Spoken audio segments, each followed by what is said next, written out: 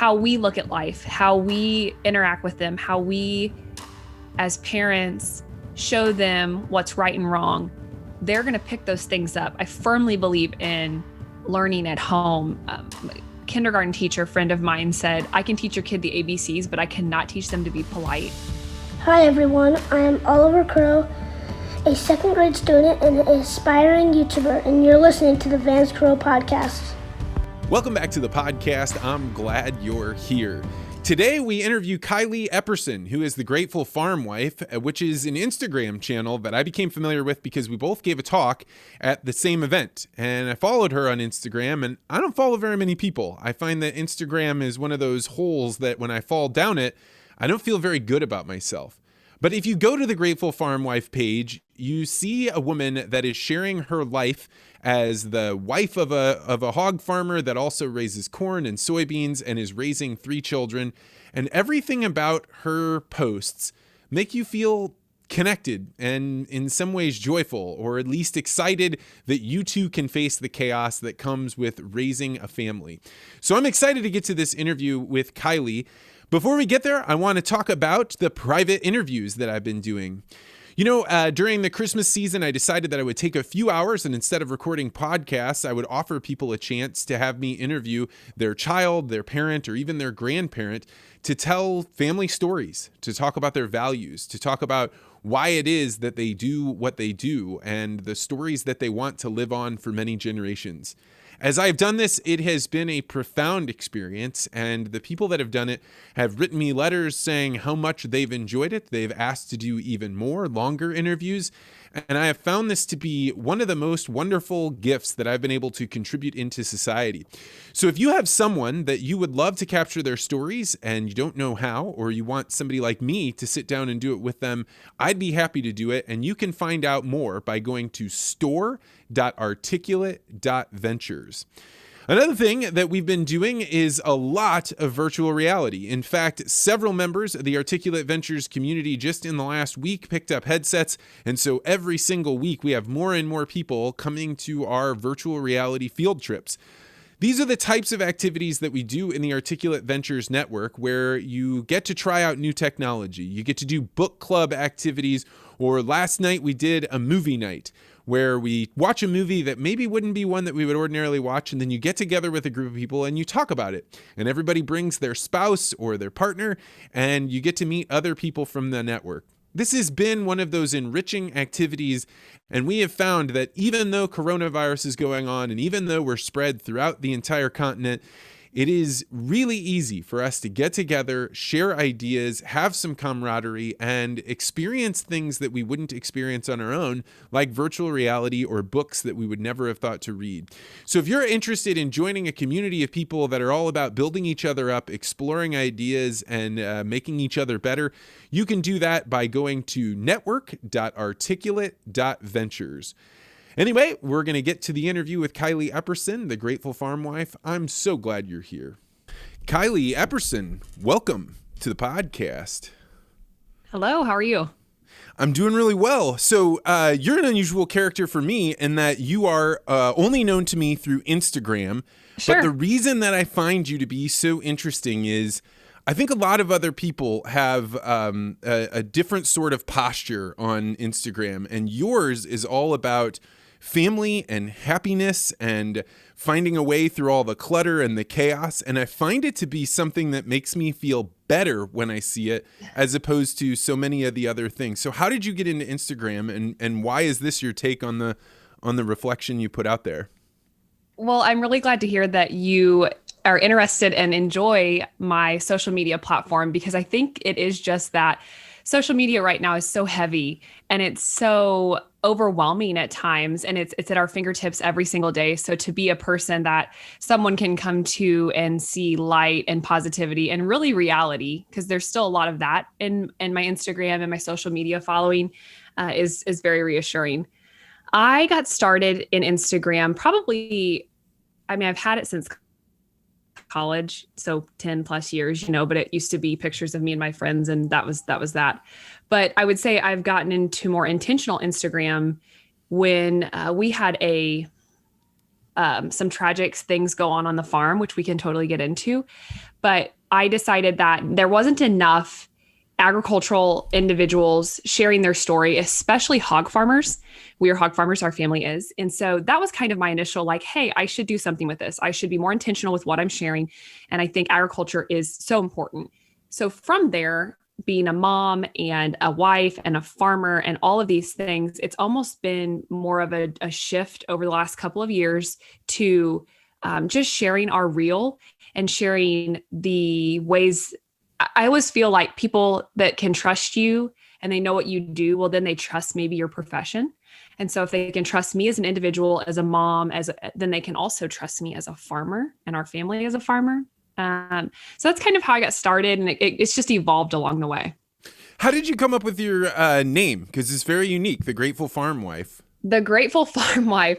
Well, I think the farm wife term can be somewhat controversial among farm wives or farmers.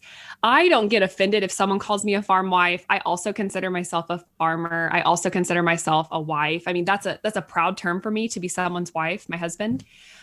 But I would say having that grateful mentality, even when things are really tough, it just seemed really like an easy term, the Grateful Farm Wife. Like, I love being a farmer. I love being a farm wife. I'm grateful to have that opportunity and to have that grateful outlook on life. It just seemed like a no-brainer. So I don't know where it came from, but. Well, so then did you have to change it partway through? Because you didn't have that up when you were in college, right? Yeah, it was just Kai 22. I don't know what it was in college, but yeah, you can just change it on Instagram. And so once I started actually like making waves or trying to really become something, I kind of like rebranded, I guess you could say, into the Grateful Farm Wife. But I like for people to call me Kylie. Like, I like for people to know my name, Kylie Epperson, because I'm proud of my name, but the Grateful Farm Wife seemed like it would attract a wider crowd as far as followers and getting my name out there and sharing what we share.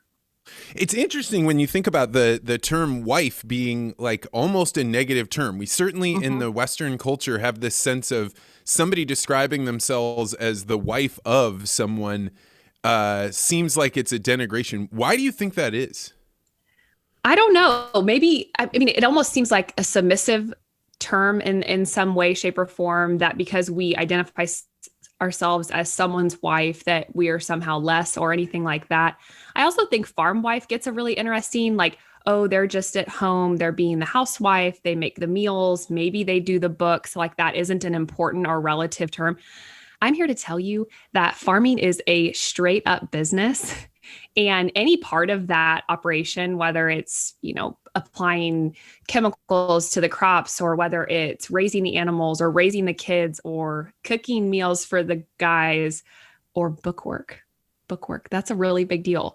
And so I don't know why being someone's wife has such a negative connotation. I feel like it's kind of a culture we're in right now, especially, women not wanting to be identified as someone's wife. I don't know. For me, I think it's an honor to be someone's wife. It's an honor to be a mom. I don't really know why we don't like it. Yeah, I mean, in my take, like, it's one of those things where it's a mutual benefit, right? Like, if you take somebody on as your husband, they have a responsibility to you the way you have a responsibility to them. And it's like an honor to be able to say it, because not everybody gets that. And even if people get it, they don't necessarily get the one that works out, or they don't know how to make the right kind of sacrifices. So to me, even to think about my wife describing herself as my wife, like, that really makes me feel empowered and wholesome and good. Yeah. Well, and you choose that when you get married. You agree to get married to someone as an equal partner. Like, they're your husband just as much as I'm Jordan's wife or my husband's wife. And so for him to say like, oh, my wife, now whatever follows that sentence, then, usually he's talking nicely about me. But it is a prideful thing. When you get married, you make that decision to be someone's partner. And I do not in any way, shape, or form see it as a negative thing to be a farmer's wife. Yeah. And like you were saying, I think one of the things about your Instagram that's really interesting is your pictures are polished, right? Like, you know how to take a photograph so that you frame things so that people feel like, but at the same time, you're framing chaos. I look at what you have going on and I'm like, oh man, thank God I don't have to be sitting there doing books while children are going absolutely crazy around in the side. Yeah. It's just like, it's a different, I think that your frame up of Instagram seems to be disconnected from the social status game that I see played by most other people. I often wonder if I put too much of a happy spin on things because life is really genuinely crazy around here. We just had our third child in December, and I call her a nanny. She was a babysitter. She did some of my laundry. She was amazing. I never took her for granted. She was the most amazing woman that helped me out when I would go to work 2 days a week before we had our third kid. She moved away in August. And so in August, I have a 3 and 5-year-old that come to work with me as well. And that's not as big of a deal because they can play, or, they somewhat are self-sustaining individuals at this point. They maybe need help going to the bathroom. Okay. So that's no big deal. When you throw a newborn into the mix, it's really hard. I'm finding it to be hard. Work stresses me out right now. And so to show the reality of it, but then still saying like, okay, look at how I'm very blessed to be able to keep the kids there and raise them on the farm and show them hard work. That idea, I try to continually remind myself and bring myself back to that when I am in that stage of chaos. But that is really a true reality for farm wives and for farmers and for a lot of individuals, is raising their kids and still having all of these responsibilities that you have. And kids obviously come number one, but when you're running your own business, that also is very, very important. Like, bills don't stop coming. And it's not easy to say, I'm going to take maternity leave and someone's going to come do my job for me, or someone's going to find that person. Well, I have to find that person. Lucky for me, I have a mother-in-law who's amazing, who's helping me out, but it's not easy. And so to frame that, I want to frame it in a way that people want to watch, because no one wants to see me in tears crying in the closet because I need 5 minutes to myself. But in the same breath, I think it's really important to share with as many people as I can reach the reality of this Midwestern United States life of farming.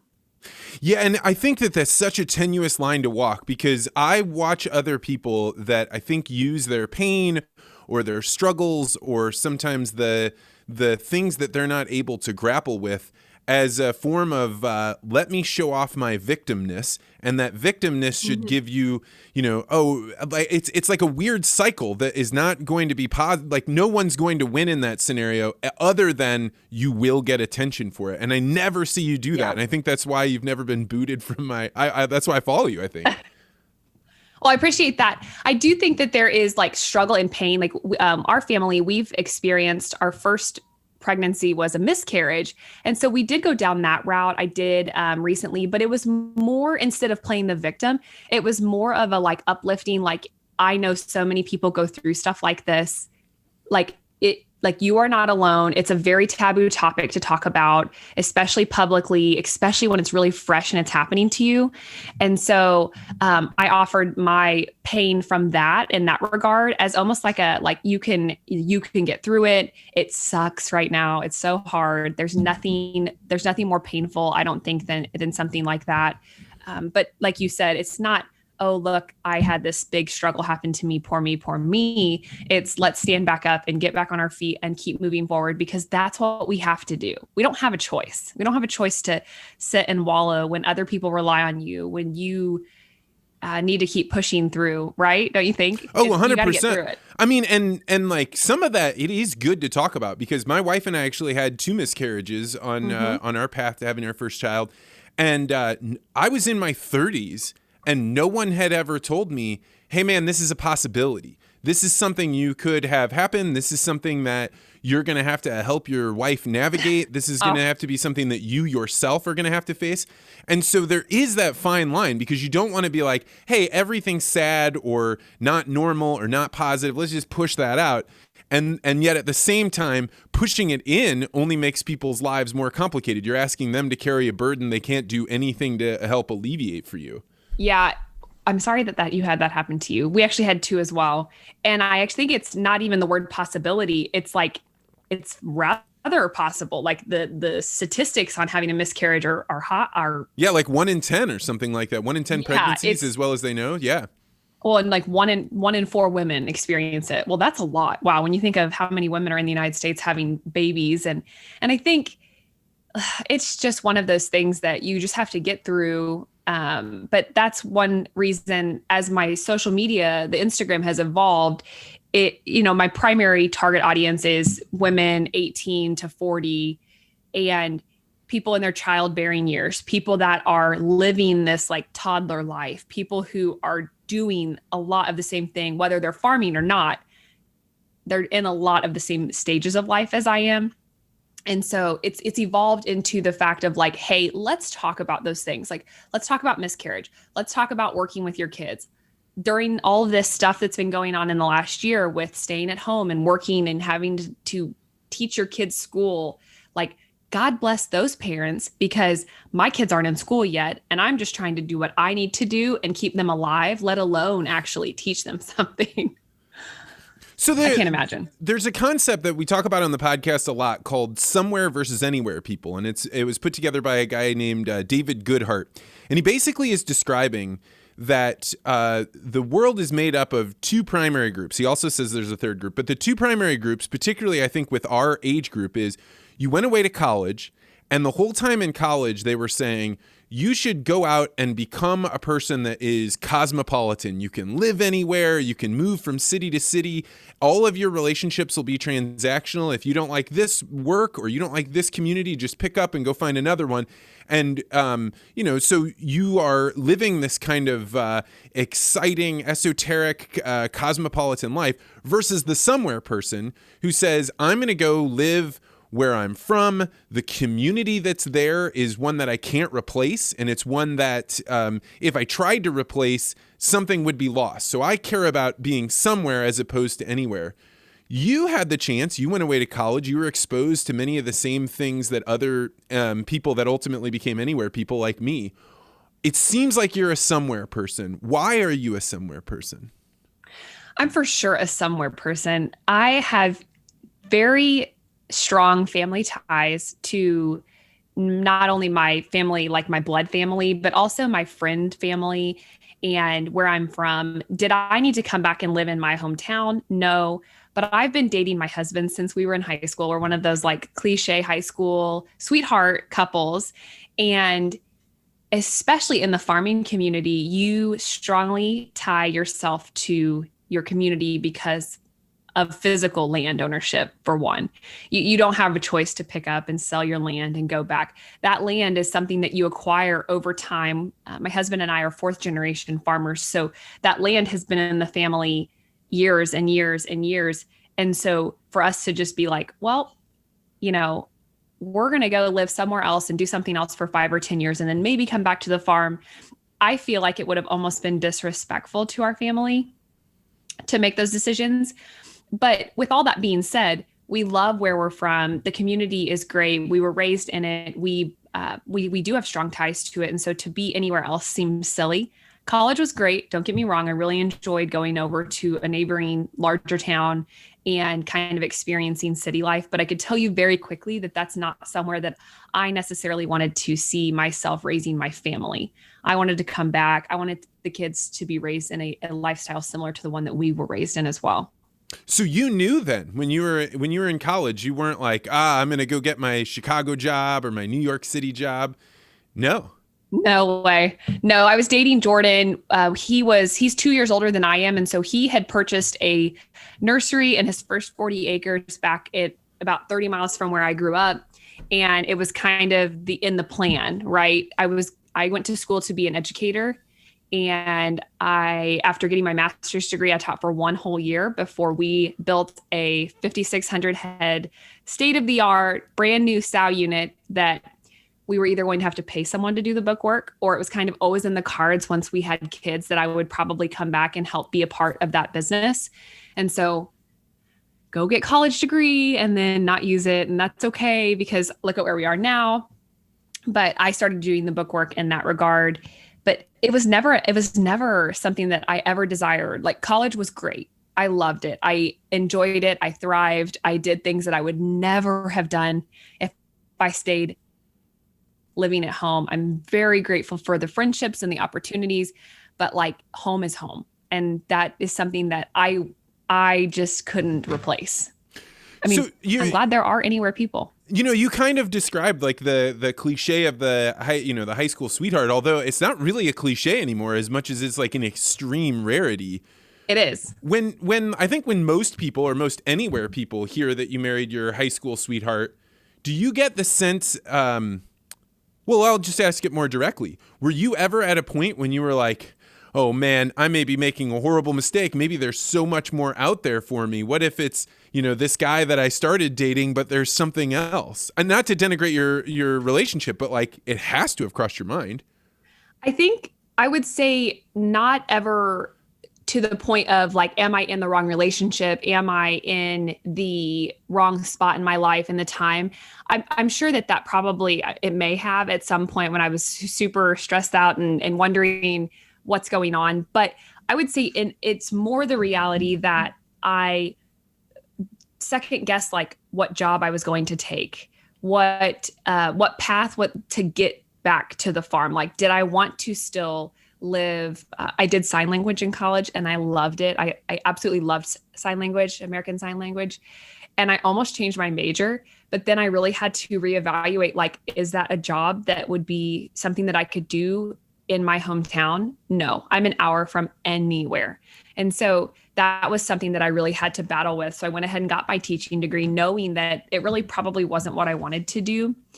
I wouldn't say relationship wise that I ever felt that way. Jordan and I have been this really interesting couple our entire life, and we grew up together. I mean, we know each other from infancy almost. I mean, adolescence is basically, but when you get older, when you're in your teens, it is infancy because you are babies and you don't really know what life is like. But I don't think so. I do think people look at you and go, oh, high school sweethearts. Like, it is definitely a rarity that they get married and that they stay together. I think a lot of times high school sweethearts do travel down this path of, this is what we know. We are not going to take any risks or any chances on anything else because this is comfortable. And then that's why a lot of high school sweethearts do actually end up in divorce. We have friends that got married and that we all got married within a year. We were all high school sweethearts. There's 4 couples. We all, starting from July till July of the following year, we were in each other's weddings. And one of those couples, sadly, after having 2 small children, they just didn't make it. They weren't in love anymore. Were they really in love when they got married? I don't know. I'm lucky that we're not like that Jordan and I have grown together as a couple, but also as a business owners. And I think that definitely adds a different layer of dynamic to our relationship, because we have to be professional and make really big life decisions for our family, but also for our business. Like, those decisions affect us together, but it just adds a different layer, a different dynamic to what we do. And I think that's probably one of the reasons why we're so successful as a couple. It is like the rare couple that can do business together, because you have to be able to shift the way in which you interact with the other person in a format that isn't normally taught to couples. My wife actually does my books, and one of the things that we first had to get over was, I was like, when we first started to sit down, being like, don't judge my purchases. Like, I'm running this business and I don't need any judgments. And she never did. And she actually became a far better bookkeeper than anybody else I'd ever worked with, because she'd be like, okay, just show me the receipt. Where is the receipt for this? I don't care what it is. I just want all of the bookkeeping to work. But if she wasn't like that, if she decided that she was going to dig around and start making other decisions, that would be a very, very different relationship. Well, Jordan likes to buy tractors, and those are big ticket items. So I do give him a little bit of a hard time when he comes home with new John Deere paperwork, but that's exactly it. There's things that are no brainers for a business. And so Jordan runs the operating side of the business. He's out there day to day, putting his boots to the ground and, keeping everybody in order. I would say we have a rather sizable farming operation. We have about 7 employees on farm between the hogs and the row crop that come to work every day. They report to Jordan or to my father-in-law. and we run that business. They're with us all year round, full-time employees. We have about 30 other employees at our SAL units that report to managers on those facilities that still kind of fall under our wing. And so Jordan is that person. He is the one, like, they're not going to call me if something breaks down. Like, we have water lines frozen right now. I'm not that person, but they're going to call me if they have questions about their health insurance or these other things. So as a couple, we have different dynamics. And as a business owner, we definitely try to stay in our own lane. So if Jordan has to get new tires, he doesn't call me and ask me those questions. Like, he just does it. And he knows that's going to be my answer. Do we need it to make the business work? I trust your opinion. Go do it. Like, I'm not going to, if it's a $500,000 combine, sure. Yeah. We're going to talk about it and make sure that that's in the cards and that's in our budget. But if it's, $700 or $800 worth of tires or something, we're not going to battle over that. We just don't question things like that. So I think the idea of staying in our own lane as a business owner, and then that helps us just to be like more relaxed and open as a couple.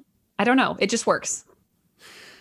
So as you are in the Instagram world, right? You're in the social media world, so you're able to see what is going on with Anywhere people, right? And in a strange way, because of social media, somewhere people can be Anywhere people because you can pull that phone up and you can look at anything.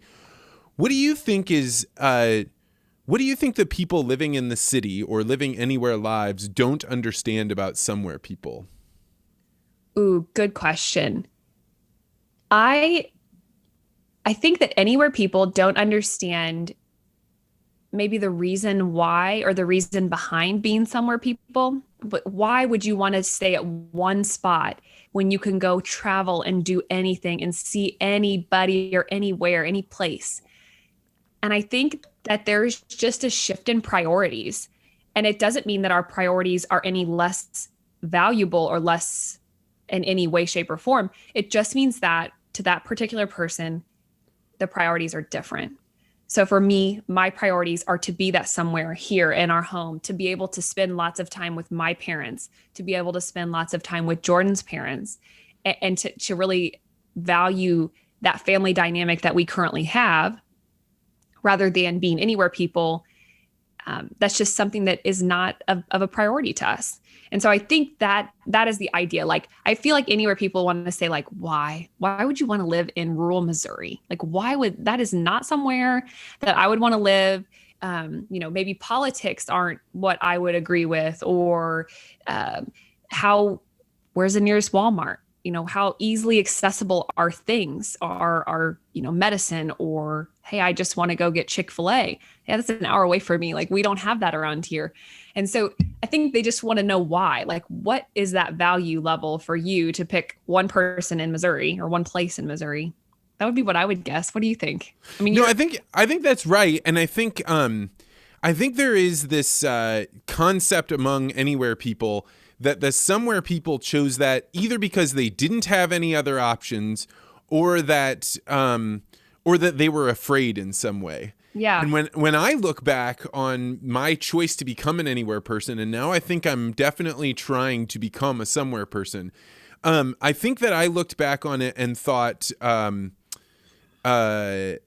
could I be successful here? The things that I count as success don't exist here.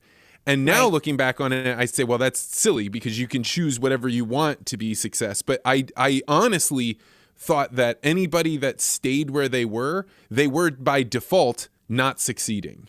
Complacent. Like, that's just normal. They didn't want to take a risk.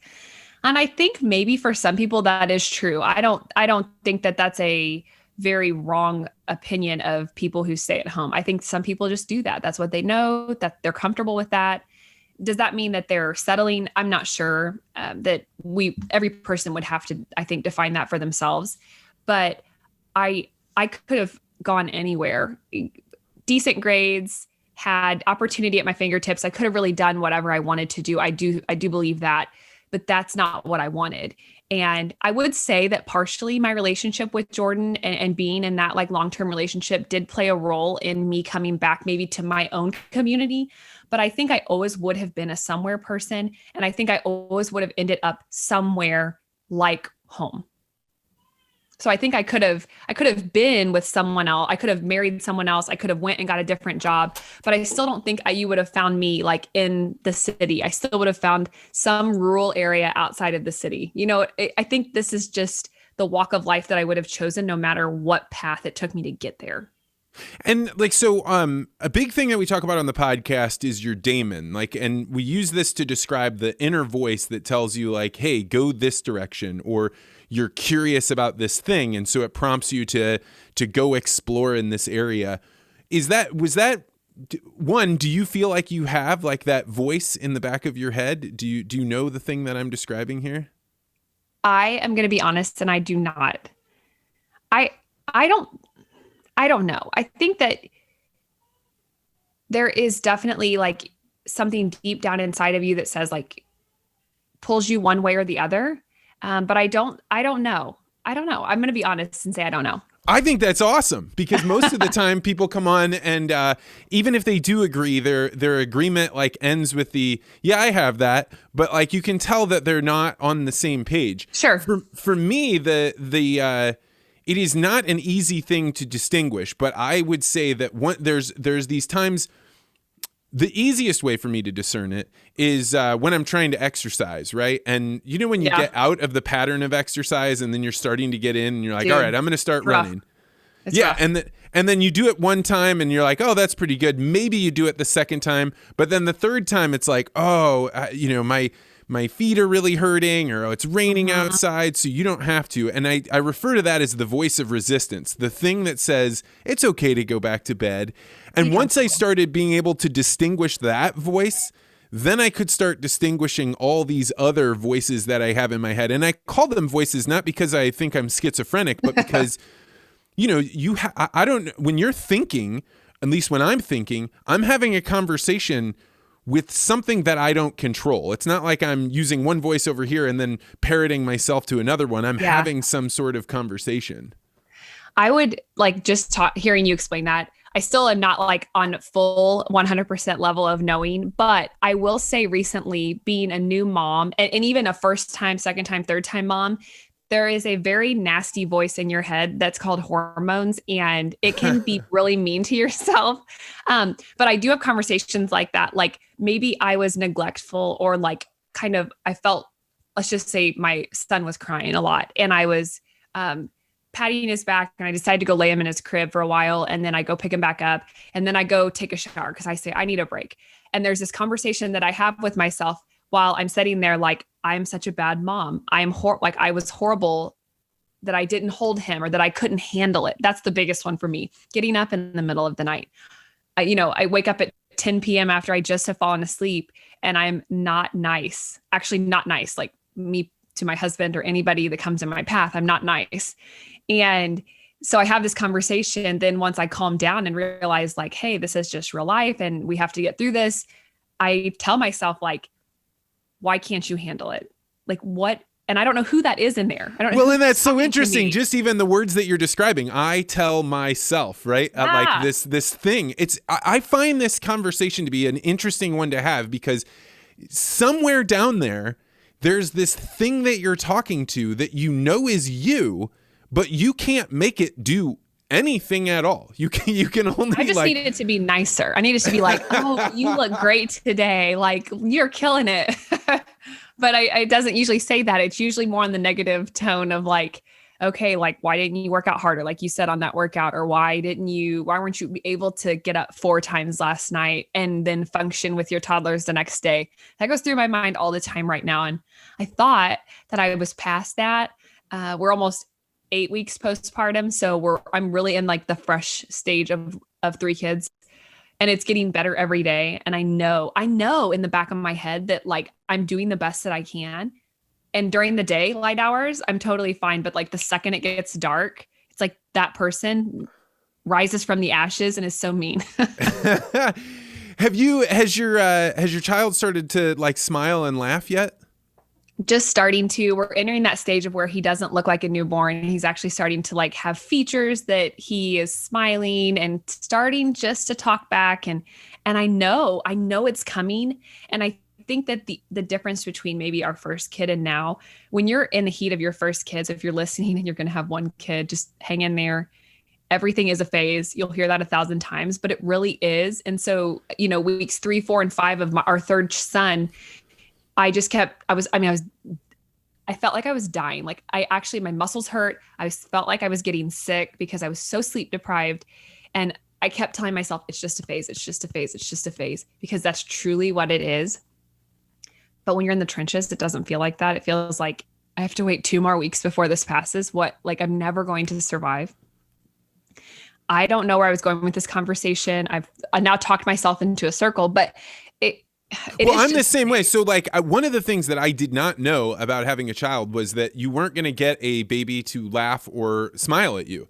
So that was one of those things that I was expecting I would be able to immediately interact with the child. And what nobody told me was the child, when they're first born until 8 weeks, 10 weeks, something like that, they have 2 phases, neutral and upset. And neither of them give you any negotiating power. All you have is, I want you to be in the neutral phase, and if you're in the angry phase, I've got to do something, because how do I get there?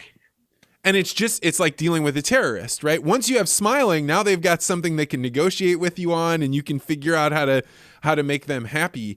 But that whole section of life is something that when they portray it in the movies or they portray it on a commercial, they only portray it as the negative. And there's certainly those times when you're like, I do understand why people shake their babies, because there's nothing I can do here.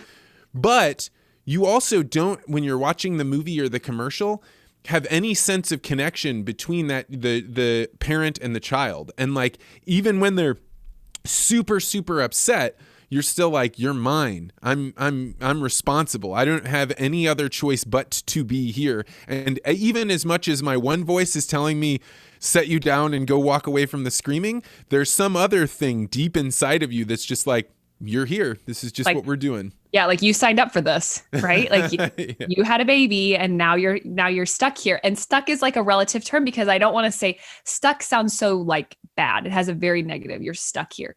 But like you said, it's what you chose to do. And as much as you want to say I need 5 minutes, you know that baby is going to cry for that entire 5 minutes, and not just cry, level 30 cry, screaming to where they can't catch their breath. And now they're going to be gassy. And that's my issue, is I horribly predict the future, especially with a newborn, with the kids. In real life, I very much try to stay in the present, because I can walk myself down a very, very tangled path if I'm like, well, what now? Well, if this happens, then this is going to happen. And I go very negative very fast in my brain. And so I've learned that I can't do that. Why can't I do that with my kids? We have a bad nap. Well, in my head, I'm already preparing for the next thing. That means sleep's going to be bad tonight, which means he's going to be horrible. I'm going to be up all night, which means that I'm going to be tired. And tomorrow we're going to have to do this and this and go to work. And I'm already upset about that. And it's 4:00 in the afternoon the day before. And so that's where I can easily try to relate to people saying, slow down. And I have to tell myself that. I don't ever look in the mirror and say, Kylie, slow down. But I do have that inner conversation with myself, okay, take a deep breath, because in reality, at some point things are going to go okay between now and tomorrow at 4:00. In the next 24 hours, something is going to go right. Hopefully. So what did you learn about yourself that you didn't expect by becoming a mother? What changed with you? I can live on a lot less sleep than I ever thought I could. My less sleep in college was because I drank too much and I stayed out too late or stayed up studying or something, not on the same night, obviously, but I can function on a lot less sleep, and your values change. What I once thought was valuable all of a sudden is much less valuable, because kids are so exhausting, but so incredible at the same time. If they didn't cause me so much less sleep and mentally kind of crazy at the newborn stage, we would have 4 or 5 kids. But I think that we've fully extended our level of craziness with this third one. And then our business also kind of limits that. And so I think I've learned also, I can't be everything for everyone without taking care of myself. I very much value working out, and that's kind of my escape. That's kind of my self-care, if you will.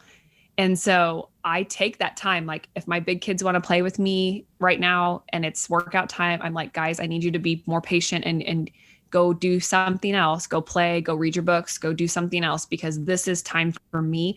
And so learning those limitations and those limits that I have to set for myself, limitations in the regard that you have 3 kids to take care of and you can't always tell them, no, go do something else, or you don't always get that workout in or that self-care, but also setting limits for yourself to make yourself a priority.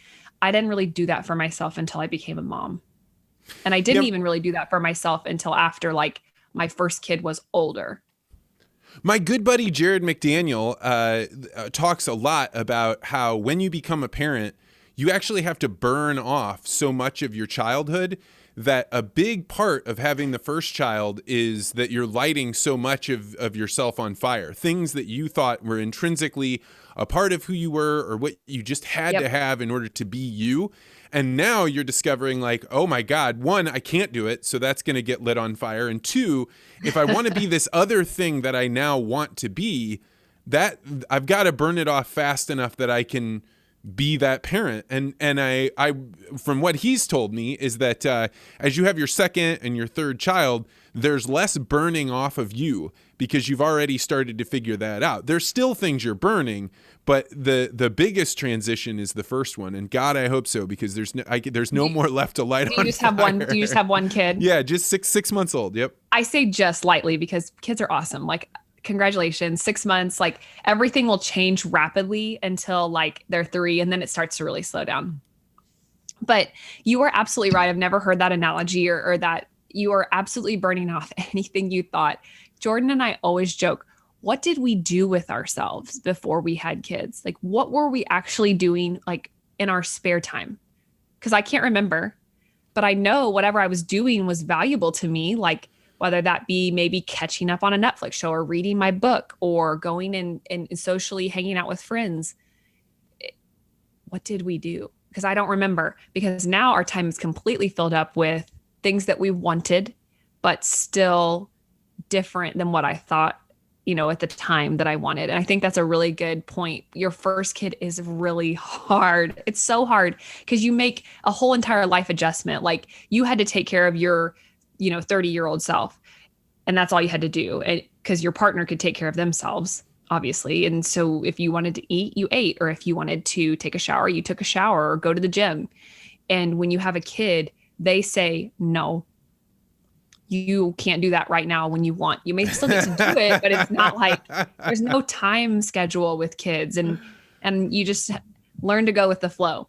First kid, Kylie, was like, kind of crazy, didn't understand it, didn't really know that because they don't prepare you for that. Like the world does not prepare you for having your kid.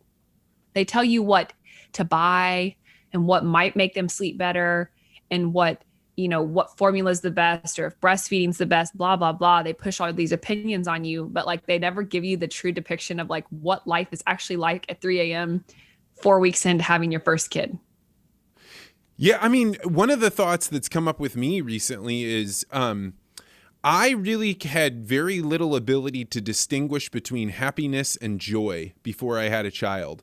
And now I would say happiness is one of those things that you can feel. It's like good, you've accomplished something. It's this feeling of euphoria, but it also, like basically as quick as it comes on, it goes away. But joy is like this enlarging of yourself.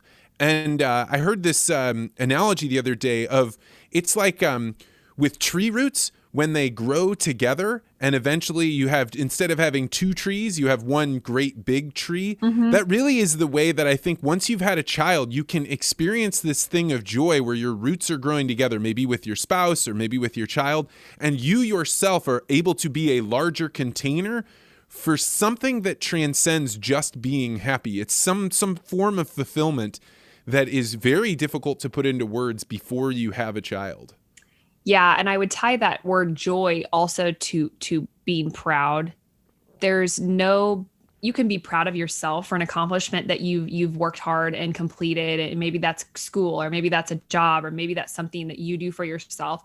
But until you have a kid and you watch them do something for themselves, maybe it's smile for the first time, or walk, or set up, or you have your 5-year-old who is using words that you must use in your home because where else did they get them, but they've just used them correctly in a sentence, and you're just like, oh, it's astonishing. I mean, it makes you, like you said, you feel joy, and you are so incredibly proud. And we watch too many cartoons at my house. So instead of, feeling like the tree roots growing together, I'm like the Grinch, and my heart is growing, in sizes, because you just genuinely, you're like, I created that. And with that, we, being parents, we get to create tiny humans that get to go do good things in the world. And so how we look at life, how we interact with them, how we as parents show them what's right and wrong, they're going to pick those things up. I firmly believe in learning at home. A kindergarten teacher friend of mine said, I can teach your kid the ABCs, but I cannot teach them to be polite. And so we get to do that as parents. And so whether parenting is your number one goal in life, or maybe it's your career or whatever, but when you become a parent, if that's the path that you choose, like, you're shaping these little tiny nothing humans that you like don't smile at you. They are neutral or level 10. And then all of a sudden they are people who are going to go and make differences in the world and be somewhere people or anywhere people, whatever that decisions that they make, you were the foundation for. And I love that. So as you think about that, as a somewhere person that said you felt a personal responsibility to come back and be a 4th generation farmer, when you think about the things that are out in the world that could pull your children in a direction that you don't want, what are the ones that frighten you? What are the ones that you're like, I really want to push that out or away as far as I can? As far as just their paths in life, is that the question? Yeah, I mean, like media or their paths in life, or you have to start sharing them with other people who are going to have an influence on them. So what is it that what influences are you trying to push away as far as you can? Interestingly enough, being somebody that's on social media as much as I am, mainstream media, and kind of it's like a little bit taboo, the cancel culture going on right now, that scares me a lot as a just person from a rural town. I would love for our kids to come back and farm. And so when we kind of frame our life for the kids, we try to show them what's really going on. I mean, sure, my son doesn't understand farming as much as, he's 5. So that's that. But he does understand that dad does work a lot, and that mom is the primary caregiver, and he sees that aspect of farming. But in the same breath, we try to talk positively to them about how we internally really do feel about farming. And so if they want to come back, great. But we also want to give them the opportunity to make that choice to be an anywhere or somewhere person. We want to give them the tools early on in life to make those hard, critical thinking decisions on which way they want to go. And if they don't choose to come back, then that's something for Jordan and I to cross when that time comes. But I would say that idea of the cancel culture, I'm not super fond of that, but also just the media and how gullible we are to believe anything that we read or hear, whether that be true or not even the media, but we can go on Google and find anything we want to know about anything. And we can find articles to back up how we think we should believe, whether they're truthfully, real or not. And so that part scares me. Did I answer your question? Yeah, absolutely. I mean, because it's one of those challenges. I mentioned this several times in the last few episodes about how surprised I was when I heard the Garden of Eden story of the Bible by a German philosopher named Joscha Bach. And he was saying, look, the story of the Garden of Eden is the story of childhood. It actually, the walled garden that you have where the children are learning to name the animals, and they're learning, they haven't eaten from the tree of the knowledge of good and evil. This is actually an example of the longest that you can keep a child in there. And eventually you have to let them eat from the tree of knowledge, where they suddenly now see there are bad things in the world. There are people that will hurt you. There are things that will go wrong. And this has been something like I really have it's actually given me heart, because it's made me say, like, the role of childhood, or the role of the parent in the childhood, is to create this Garden of Eden as best you can, but not to keep them in there as long as you can. Right. And so it helps me to try and put into place, because, my natural inclination would be like, all right, time to get rid of all of the televisions. There'll be no Amazon, no iPads, anything in nothing. here. Yeah, nothing. But that, like, probably not a great idea. You probably have to walk those in there. And I just don't know what balance I should have. So I'm keenly interested in what other people are doing. Right. We don't shelter our kids in that regard. Like, we have seen some serious disappointment from not being able to do certain things. And our kids know that there's a sickness going around, but they don't know the level of what's going on, but they do understand. They understand that there's something going on, and that hopefully soon it will be over and we'll be able to do different things, and that maybe they've missed out on as a 5 and 3-year-old. But as a farm, have they had to wear masks yet? Yeah. We've gone shopping, or, if we had to go into Walmart or do something like that. And they're actually really easy to adapt to change, much, much better than us as adults. They just say, okay, well, Mom, you're telling me to do it. I trust you. You are the wealth of knowledge that I always rely on for everything. Like, you know everything. So you're right, which I love that stage. I'm not ready for that to go away. But as a farmer, especially as a livestock farmer, we see big things like death, and we don't shelter them from that. They understand that the reason that we farm is to feed people. Right? We're growing crops, we're feeding people. We really try to work on those big picture correlations. And then I'm sure the harder questions will come later, right? Why are we doing this? What's the purpose of this? And then we can dive into that. But we want to connect them to, okay, yeah, like occasionally a pig will die, or they do die down the road to provide meat for people to eat, or we're raising corn to become feed for those animals. My son loves to say, like, are those pig beans? That's what he calls them, because it's soybeans that we're growing that will likely go into soybean meal that will likely be fed to livestock, probably pigs. We make those big life correlations now, and they've experienced death and things that I don't think a lot of kids get experience with until maybe a family member dies, because that's not something that's common if you're not around it. Yeah, I mean, I think growing up as a child, I maybe only saw 2 people die as I was growing up. And so then when I got into high school and a high school aged girl that I knew died, it was so shocking to me, as to now look back on it, I'm embarrassed of it, because I just didn't know. I just wasn't around it. And I don't want to compare animals to people, but there is some element of comparison in the regards that, you do care for the animals, you do the best that you can to raise them, and you're doing all of those things. You're putting a lot of really hard work. You do have an emotional, a physical attachment to these animals. And it does, I think, pair over then with real life. If you have death in the family, or, friends or things like that. Death is always never a pleasant topic to talk about, but I think it is important that our kids are seeing that firsthand growing up and being familiar with it, but still having that emotional attachment to it. So right now you are a young, vibrant family and woman. What do you imagine your life will be like when you're much, much older? What will you be like as an older woman? Well, I hope I still have long hair.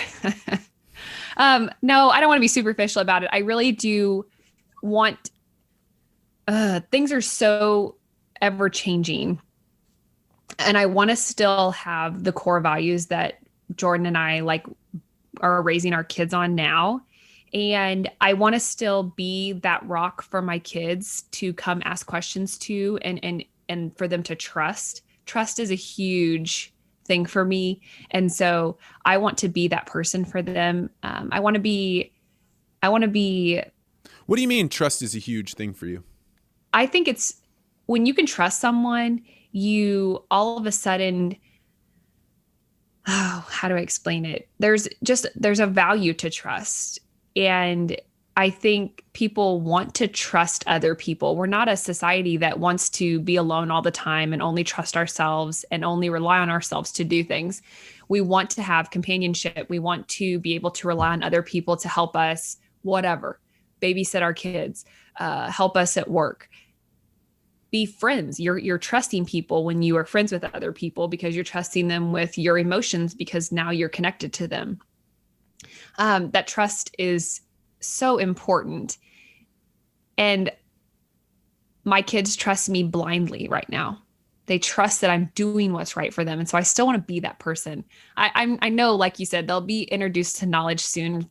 My oldest son will go to kindergarten, and I'm sure that I will learn stuff when he comes home and tells me new things. But I still, when he's 30 years old, I want him to be like, oh, I have this question, or I'm going to automatically call my mom. And I want to be that person that they can talk to. And, you know, mom is such a relevant term in my life. And so I still want to be that person. As far as me as an individual and where do I see myself and what does that look like as Kylie as an old woman? I just want to be happy. And I want to have experienced all that joy. And I want to look back on my life and say that, and never say like, I wish I would have done something different. So I want to be content. I want to be happy. Yeah, I think that is one of the things that somewhere people appear to have maybe a step ahead, right? Like there's something where they say, within this container, I'm going to try and be active. I'm going to try and do these things. And the anywhere people, at least in my experience, you know, I went away and said, I don't know what I'm going to find when I go out into the world. I'm just going exploring for this, you know, hidden thing. Mm-hmm. And I think that either one can arrive at a conclusion that's good for them. But I know that for me, the contentment was not anywhere on my radar screen. I actually didn't feel that it was possible to be content because I kind of felt like to become content was to fail, was to stop Settle. Moving forward. Yeah, that's right. Yeah. I never really thought about it that way before. Yeah. Why would you want to be content? Like what good would that do? But I always want our kids to be exploring and wanting more, but in the same breath, like what is life if we're not ever content with where we are? We can always look back and say like, oh, I wish I would have stayed a little bit longer in that moment. But when we're in the moment, we're always looking forward and trying to move past whatever we're doing, even, you know, relating back to motherhood and this phase of no sleeping. And I'm like, oh, can you just be a hip baby? And can you just sleep through the night? But like, I need to be very real with myself and say like, this is probably your last child, and be content with what you have right now, because at some point you're going to want back whatever you have today. I find myself constantly trying to say, wake up, you know, that thing of, you know, oh, you're feeling, you know, sad or sorry for yourself or angry that, you know, your wife didn't do this thing that you thought was going to happen. Right. And like anytime I find myself in there, if I'm smart enough or if I'm like alert enough, I say, wake up. You know, you have literally everything that you worked so hard for. It's right here. And there's nothing that's going to be better had the forks all been put away in the right slot. So wake up. But it's a hard thing to keep yourself awake. And you've mentioned now twice being present. Where are you getting these ideas? Where did you come to this understanding about being present? Because it's not common in the Midwest, at least where I grew up, for people to be alert about this concept of presence. Oh, maybe after motherhood probably is one of those. Like I've literally seen my oldest and my second child grow up as within the blink of an eye. And I very vividly remember so often saying, we need to get past this stage because I know that things are going to be better once they're bigger or they put on weight and so you automatically want that next stage, and then you're there and you automatically want the next stage and the next stage. And now my son's going to go to kindergarten and I'm like, no, I don't want the next stage yet. So that's where it started for me, I think, is just watching your kids grow up and having such an emotional attachment to them and their success and their little brains growing and wanting them to be the best little people that they can be. But then you look at it as, okay, how critical was I of myself when I was in college, of my body and how I looked. And then I look back now and I'm like, I looked pretty good. Like I was healthy, I was active, I was social, I was doing all these things that I wanted at the time, but I wanted the next thing. I wanted to be more fit, or I wanted to be healthier. I wanted to do all these things. And then you go to the next stage and you're like, well, that wasn't like what I was doing then wasn't so bad. And so it started out probably, 5 years ago when I was just became a mom and really going through those trenches of motherhood and that really tough time. And I had to find new relationships with my husband. And so being a busy business owner that we have to be present in what we do now. Otherwise it goes by too fast. And all of a sudden I'm going to be 50 and my kids are going to be grown and out of the house. And I'm going to say, where did all that time go? Amen. I think that's a wonderful place to leave it, as the idea of being present, because I think that no matter what's going on in your life, if you're awake, you're way ahead. So Kylie Epperson, if people wanted to find you on Instagram to see what we've been talking about with your posts, how would they find you? I think you can type in Kylie Epperson and my platform will come up, but you can also find me at The Grateful Farm Wife. And do you put anything else out? That's Instagram's where you're at? Instagram's mainly where I'm at. I do have a blog that's fairly inactive, and I am on Facebook, again, fairly inactive. There is also a YouTube channel with some fun Pioneer videos and some hog videos that you're always welcome to go see. And it's all at The Grateful Farm Wife. So for people that don't know what your videos are, when you make videos for Pioneer and about pigs, what are you making them about? Educational.